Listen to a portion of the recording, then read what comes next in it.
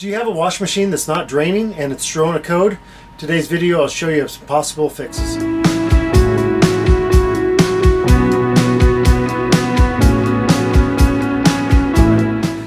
We have a Whirlpool Duet that I'm working on that's not draining, and so there's a couple possible problems with it. It's giving a F02 code, and that's either a filter or the pump. And so we're going to go ahead and remove the bottom panel on this front loader and expose the pump and the filter, and then we'll see what's going on with it. Okay, first thing we're going to do is get our shop vac and get the water out of the drum first. Okay, now that the water is all taken out, we're going to remove the bottom panel. There's 3 screws on this. There's one in the sides on both right and left side, and then there's one on the center as well.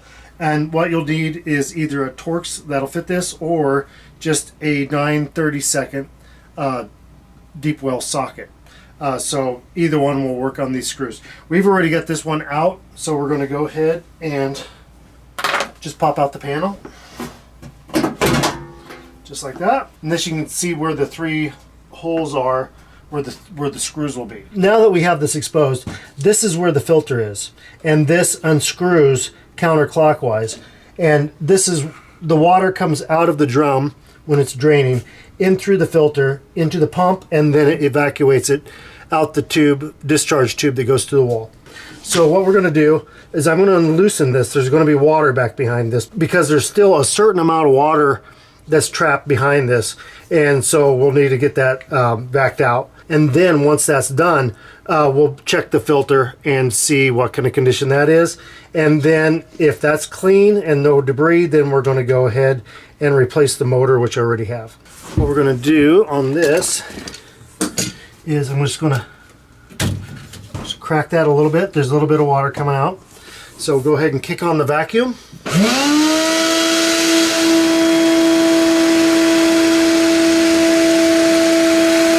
Okay, now that we have the water evacuated out, we're going to go ahead and just unloosen this the rest of the way, and that's going to expose the filter.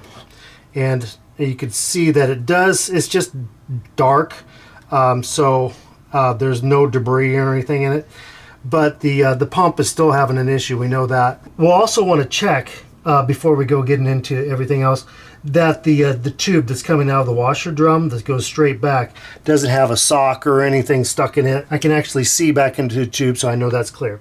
Now that we have that determined, now if yours has a bunch of stuff in it like a sock or whatever, you're going to want to clean this filter up, put it back in, and then test the machine, and that may be just all the problem that you have.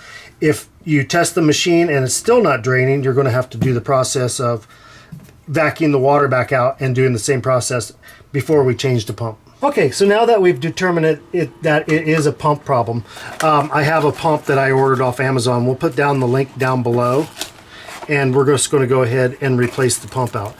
You'll want to make sure that when you order this, that your model is listed on the description in the description. And so yeah, you definitely want to make sure that happens so that you're getting the right pump for the right machine, because there are a couple different styles. So, and this is what the new pump is going to look like. It's going to come just like so, and it should also come with some 3 screws, and those are going to be Phillip head screws. So we're going to go ahead and just lay that to the side, and we're going to go over to our pump. First thing I'm going to do though is unplug the machine. Get that done, make sure there's no power to the machine at all, and then we're going to come over to the pump, and well, I'm not going to do the wire yet. I'm actually going to go ahead and take the 3 screws off the pump, bring it out, and then remove the wires. I've got this side screw that I could actually see unloosened. I've got the other ones unloosened as well. I don't have them out yet. I'll remove them when I remove the pump. There we go. And just like that. Come under and expose that. Okay, so we're going to, after we take the pump out, we're going to make sure there isn't any pieces of like gravel or whatever in here, debris. And then we're going to check out the hole that goes into the filter. You can see that's clear, and I know it's clear going out to the drain. So we're just going to make, the pump is what we're going to swap out right now. We have this connection exposed. I'm going to pull up on the little tab on top here. I'm just going to take that off. I'm going to put this pump to the side. I'm going to take our brand new pump, and I'm going to plug it in. There's only going to be one way that's going to go in, and that's going to go in with the tab to the top. Once that's plugged in, we're good to go. As you can see, the new pump comes with a new seal, rubber O-ring. We're going to slide that back under here, and we're going to line our screw holes up and our pump. And actually there's a couple tabs right here, and we'll just want to bring those into the existing tabs on the unit itself. Press that in, and now we're going to reattach our screws. Okay, and then I'll just go ahead and get the last two done, and then we will just reassemble everything. All right, so we have the pump put in, and you just want to make sure when you put the screws in that they align properly with this housing. So we're ready to put the filter back in, so just go ahead and clean that up a bit. Clean up the seal that is on the filter itself, and we're going to reinstall it. Now there's a notch up top that's going to align with a notch in the housing itself.